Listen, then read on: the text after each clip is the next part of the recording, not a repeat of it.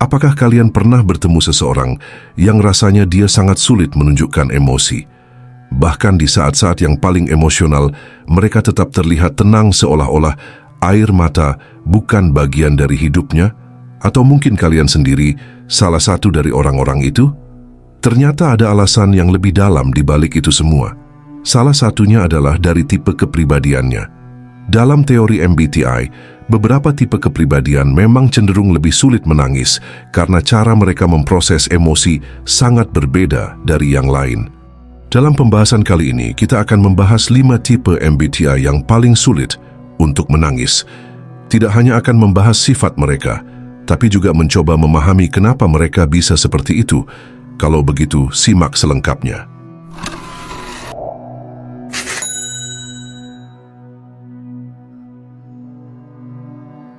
ENTJ sering disebut sebagai the mastermind karena mereka adalah pemikir strategis yang hebat. Dalam hidup, mereka selalu mencari pola, solusi, dan cara untuk memperbaiki sistem di sekitarnya. Logika adalah senjata utama mereka, dan inilah alasan utama mengapa menangis tidak ada dalam daftar prioritas mereka. Bagi seorang ENTJ, emosi seringkali dilihat sebagai hal yang membingungkan atau bahkan mengganggu. Mereka lebih suka menganalisis situasi daripada merespon secara emosional. Misalnya, ketika menghadapi masalah besar, alih-alih merasa sedih atau terpuruk, ENTJ akan memutar otak untuk mencari solusi terbaik. Hal menarik tentang ENTJ adalah mereka memiliki mekanisme pertahanan alami yang sangat kuat. Ketika situasi menjadi terlalu emosional, mereka akan secara otomatis, dalam tanda kutip, mematikan perasaan mereka untuk melindungi diri. Ini bukan berarti mereka tidak merasakan emosi, mereka hanya memilih untuk tidak menunjukkannya. Namun ada sisi lain yang jarang diketahui orang. ENTJ sebenarnya bisa menangis, tetapi hanya dalam situasi yang sangat intim dan mendalam. Misalnya, ketika kehilangan seseorang yang sangat mereka cintai, atau ketika merasa dikhianati oleh orang yang mereka percaya. Momen-momen seperti ini adalah pengecualian yang sangat langka. Selanjutnya ada ENTJ, dikenal sebagai The Commander. ENTJ adalah individu yang sangat dominan dan percaya diri. Mereka adalah tipe orang yang selalu memiliki rencana besar, target ambisius, dan visi jangka panjang. Bagi ENTJ, emosi seringkali dianggap sebagai penghambat produktivitas. Mereka lebih memilih untuk mengatasi masalah secara langsung daripada membuang waktu memikirkan atau merasakan kesedihan. Dalam pandangan ENTJ, menangis adalah tanda kelemahan, sesuatu yang bertentangan dengan citra kuat dan tangguh yang mereka bangun. Namun ada alasan psikologis yang lebih dalam di balik ini. ENTJ sering merasa bahwa mereka harus menjadi dalam tanda kutip batu karang bagi orang-orang di sekitarnya. Mereka merasa bertanggung jawab untuk tetap kuat, bahkan ketika situasi menjadi sangat sulit. Tapi jangan salah, ENTJ bukan berarti tidak pernah menangis. Saat mereka benar-benar merasa kehilangan kendali sesuatu yang sangat jarang terjadi, mereka bisa menunjukkan sisi manusiawi mereka. Biasanya, ini terjadi di ruang-ruang privat di mana mereka merasa aman untuk melepaskan emosi tanpa khawatir dihakimi. ISTP adalah tipe yang sangat unik. Mereka dikenal sebagai the virtuoso, orang yang cenderung tenang, mandiri, dan sangat terampil dalam memecahkan masalah. Ketika dihadapkan pada situasi sulit, mereka tidak akan panik atau menangis. Mereka akan langsung mencari solusi praktis. Menangis bagi ISTP seringkali dianggap tidak relevan dalam pikiran mereka. Kalau saya bisa memperbaiki masalah ini, mengapa saya harus menangis? Pendekatan pragmatis ini membuat mereka sangat andal dalam situasi darurat, tetapi juga membuat mereka tampak dingin di mata orang lain. Salah satu alasan mengapa ISTP sulit menangis adalah karena mereka lebih suka memproses emosi mereka secara internal. Mereka jarang berbicara tentang perasaan mereka, bahkan kepada orang terdekat. Emosi bagi mereka adalah sesuatu yang bersifat pribadi dan tidak perlu diumbar. Namun ada sisi sensitif yang tersembunyi di balik ketenangan ISTP. Ketika mereka benar-benar merasa kehilangan sesuatu yang sangat berharga, mereka mungkin menangis, tetapi ini adalah momen yang sangat jarang dan biasanya terjadi ketika mereka sendirian. Selanjutnya ada si ESTJ atau The Executive. ESTJ adalah tipe yang sangat menghargai struktur, aturan, dan efisiensi. Mereka adalah individu yang sangat disiplin dan bertanggung jawab. Menangis? Bagi mereka, itu adalah sesuatu yang tidak efisien dan membuang-buang waktu. ESTJ seringkali merasa bahwa mereka harus menjadi orang yang kuat dalam setiap situasi. Mereka adalah tipe orang yang akan tetap berdiri tegak meskipun situasi di sekitar mereka runtuh. Ini karena mereka percaya bahwa menunjukkan emosi, terutama menangis, dapat membuat mereka terlihat lemah di mata orang lain. Di balik sikap tegas mereka, ESTJ memiliki sisi lembut yang hanya diketahui oleh orang-orang terdekat mereka.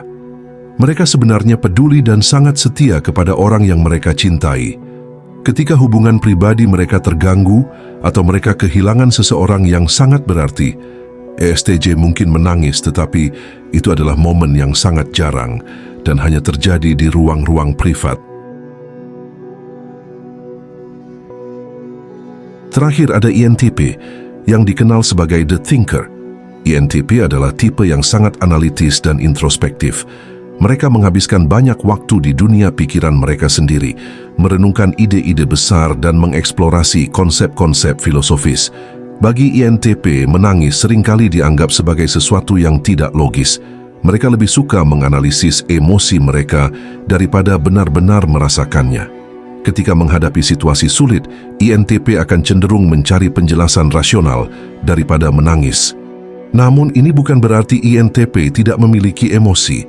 Mereka hanya merasa tidak nyaman menunjukkan emosi secara terbuka.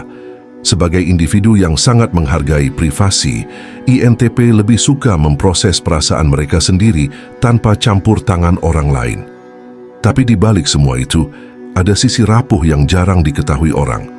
Ketika INTP benar-benar merasa kehilangan sesuatu yang sangat berarti, mereka bisa menangis, tetapi ini biasanya terjadi ketika mereka benar-benar sendirian atau dalam situasi yang sangat luar biasa.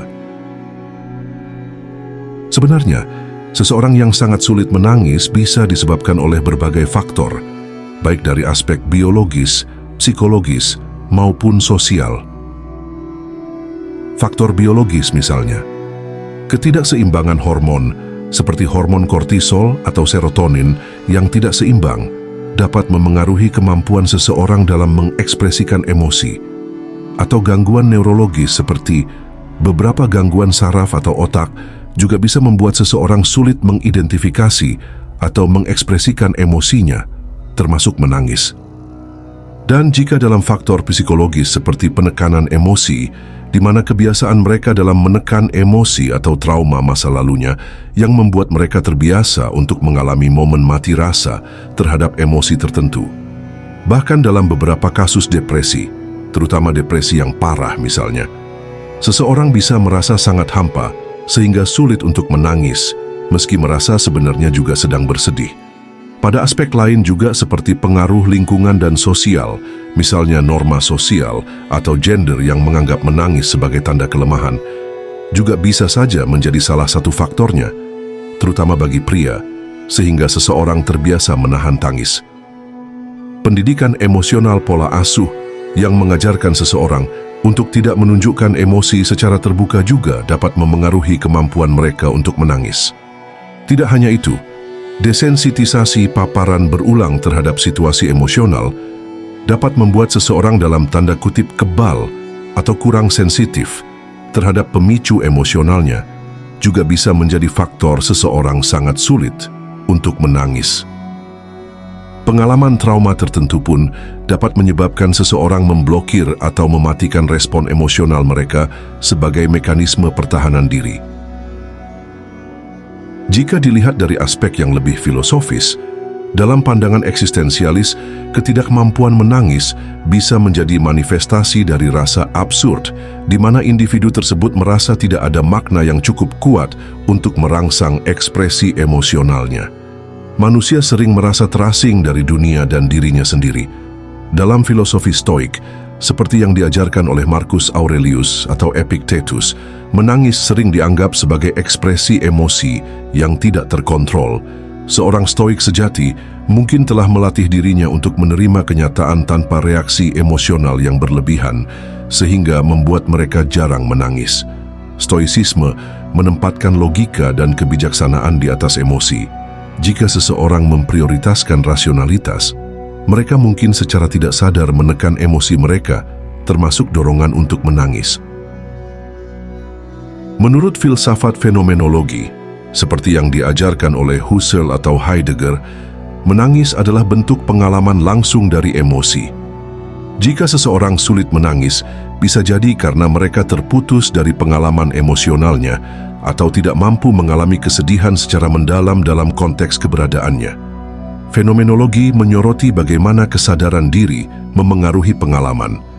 Seseorang yang terlalu sadar akan penilaian orang lain atau memikirkan konsekuensi sosial dari tangisannya mungkin sulit untuk benar-benar tenggelam dalam emosinya. Dalam pandangan Nietzsche, seseorang mungkin menganggap menangis sebagai tanda kelemahan atau ketidakmampuan untuk mengatasi penderitaan. Individu yang mengadopsi filosofi ini mungkin memilih untuk menyalurkan emosinya melalui tindakan yang lebih produktif atau memberdayakan daripada hanya menangis.